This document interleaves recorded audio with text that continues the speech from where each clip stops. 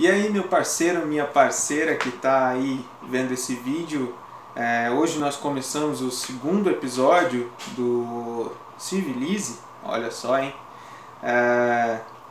Da última vez a gente falou sobre um conceito bem breve, bem básico e que não fosse tão inflado sobre o direito civil. E hoje a gente vai começar do começo.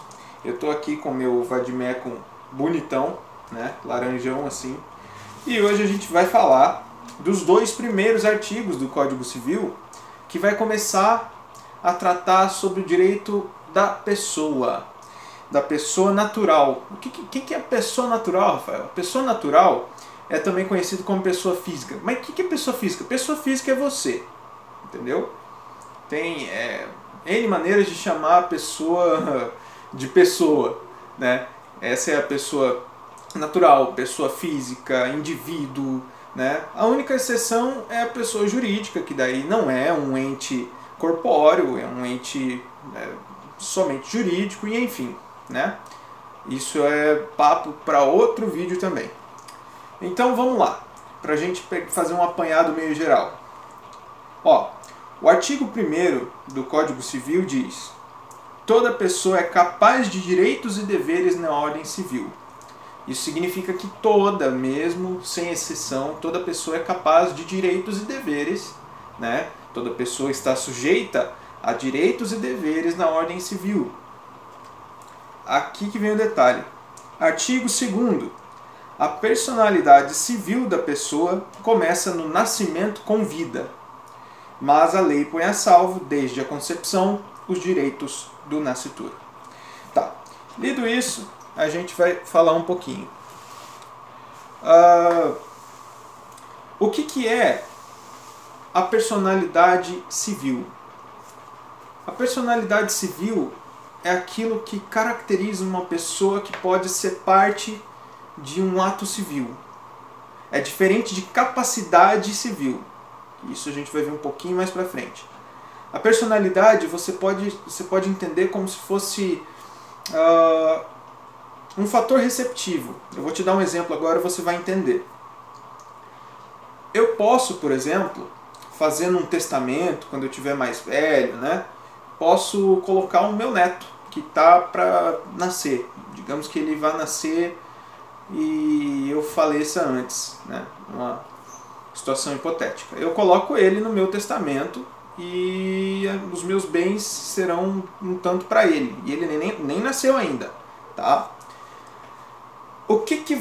Qual é a condição que vai fazer com que ele tenha essa personalidade civil para ele poder ser herdeiro?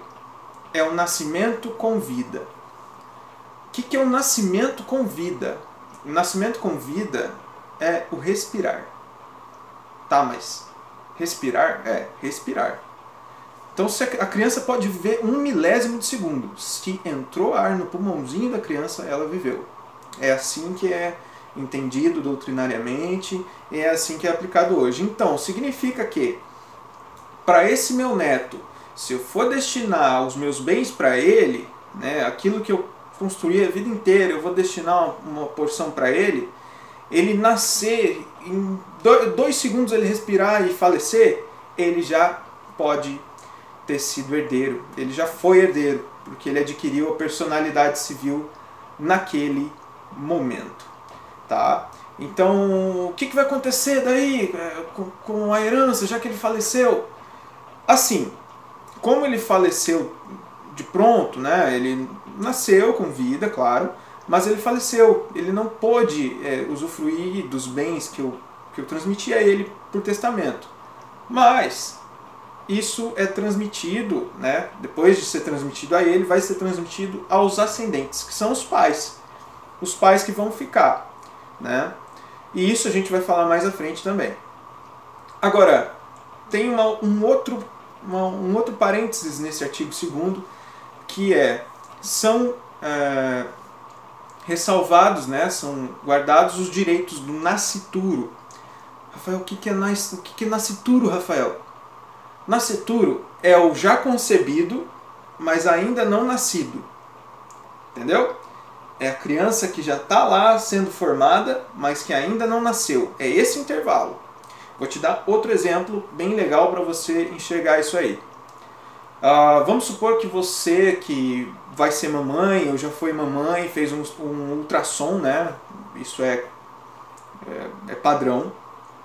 E aí você vai numa clínica especializada, um ultrassom 3D, etc, para você ver o seu bebê colorido, vai ver ele dançando, etc.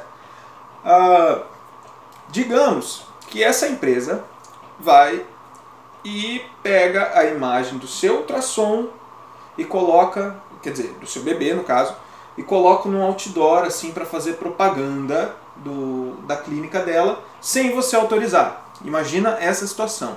Você está lá um belo dia andando na rua e olha o outdoor e fala: eu conheço esse bebê, eu conheço esse feto aí, é muito parecido com o meu. Ou então o seu marido: rapaz, esse menino é meu, essa menina é minha. Aí, o que acontece? Você pode sim requerer direitos de imagem do seu nascituro.